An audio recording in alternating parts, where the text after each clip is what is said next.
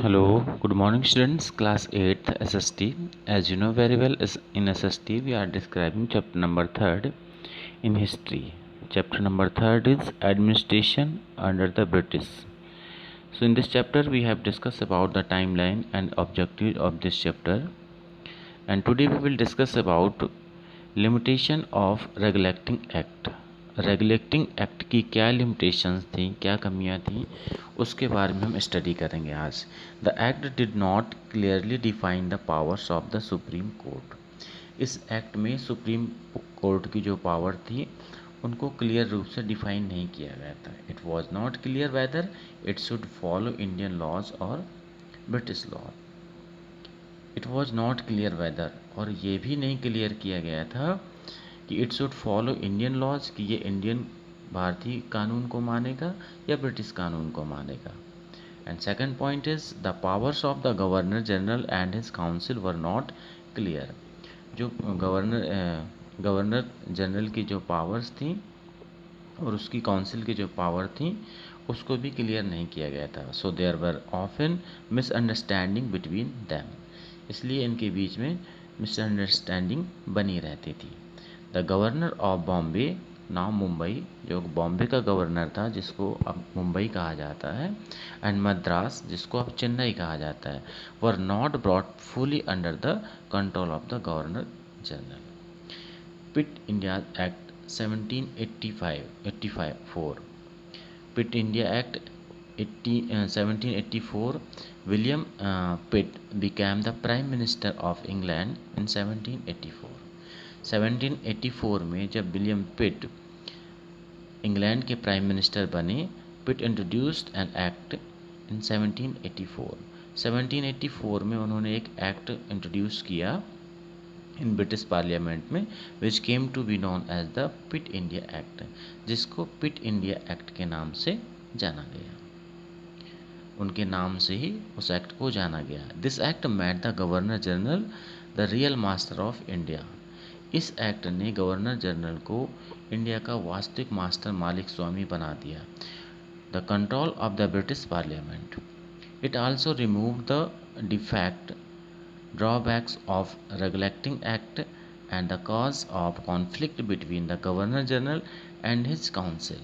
और इसने जो गवर्नर जनरल और काउंसिल के बीच में जो मिसअंडरस्टैंडिंग थी उसको भी इसने क्लियर कर दिया।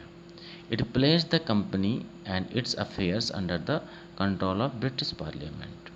It place the company, company को और उसके अफेयर्स को इसने ब्रिटिश पार्लियामेंट के कंट्रोल में रखा, under the provision of this act.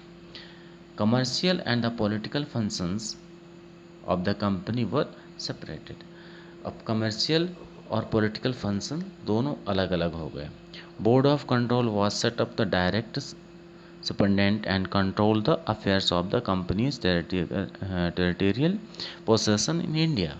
The council of the governor general was to have 3 members. अब इसमें क्या होता था कि जो काउंसिल होती थी गवर्नर जनरल की वॉज हैव 3 मेंबर्स, उसमें 3 मेंबर रखने होते थे इंस्टीड ऑफ 4 नाउ। अब 4 की जगह 3 ही मेंबर हुआ करते रखने पड़ते थे। One of them was chosen to be the commander in chief of India, और उनमें से एक जो कमांडर चीफ इन इंडिया होता था, एक उसको रखना पड़ता था। The governor general could over rule his council and have full power to direct and control the presidencies of Bombay, now Mumbai, and Madras, now Chennai. It means the Governor General could overrule his council. Governor General अपनी council पर over rule कर सकता था and have full power, और उसके पास पूरा power होता था टू डायरेक्ट एंड कंट्रोल जो प्रेसिडेंसी ऑफ बॉम्बे और चेन्नई की जो प्रेसिडेंसी, मुंबई और चेन्नई की जो प्रेसिडेंसी थी उसको कंट्रोल करने के लिए।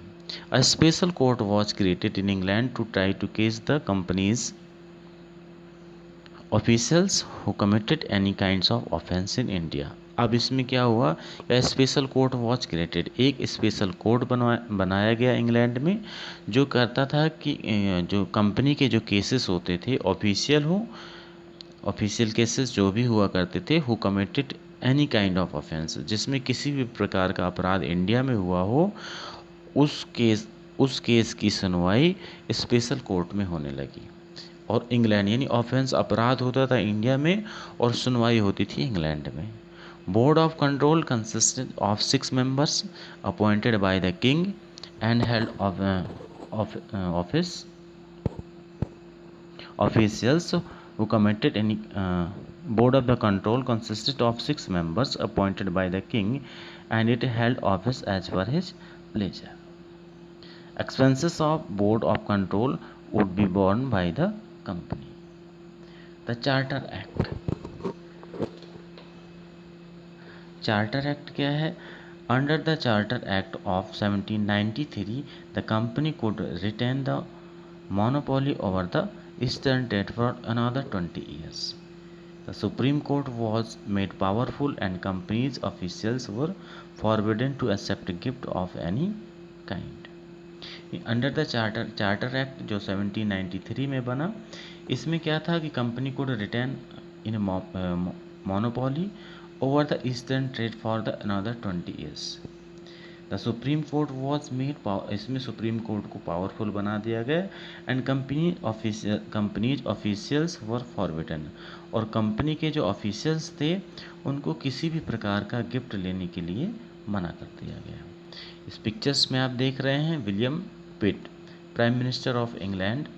इनका जन्म हुआ था 28 मई 1759 में और 1781 में at the age of 21 he was elected to the parliament में इनको चुना गया and 1784 the youngest man to be the elected as the prime minister until 1801 तक ये प्राइम मिनिस्टर रहे।